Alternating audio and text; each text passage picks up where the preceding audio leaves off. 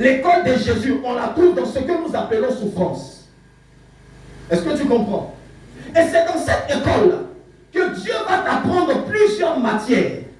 Et c'est en validant les matières, les unes après les autres, que tu vas devenir semblable à l'image de Dieu. Amen.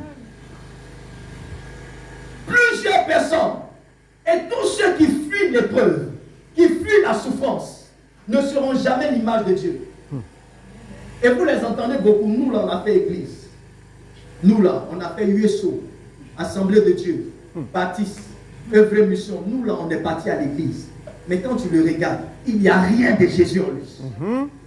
Parce que toutes les fois où il y avait persécution, toutes les fois où il y avait une épreuve, lui il trouvait un couloir pour s'échapper.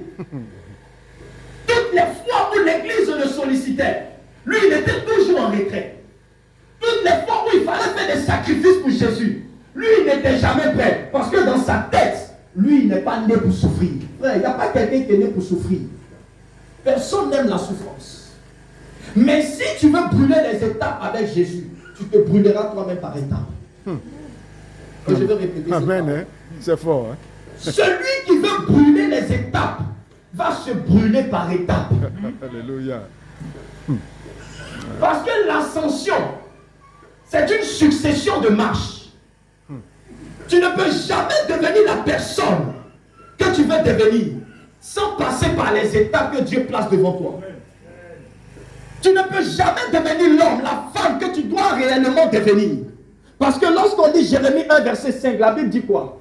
Dieu dit, avant que tu n'eusses été formé dans le sein de ta mère, je te connaissais. Amen. Et je t'avais établi prophète des nations. Ça veut dire quoi? Ça veut dire que tout homme, avant de venir sur la terre, il y a un plan que Dieu a déjà préparé.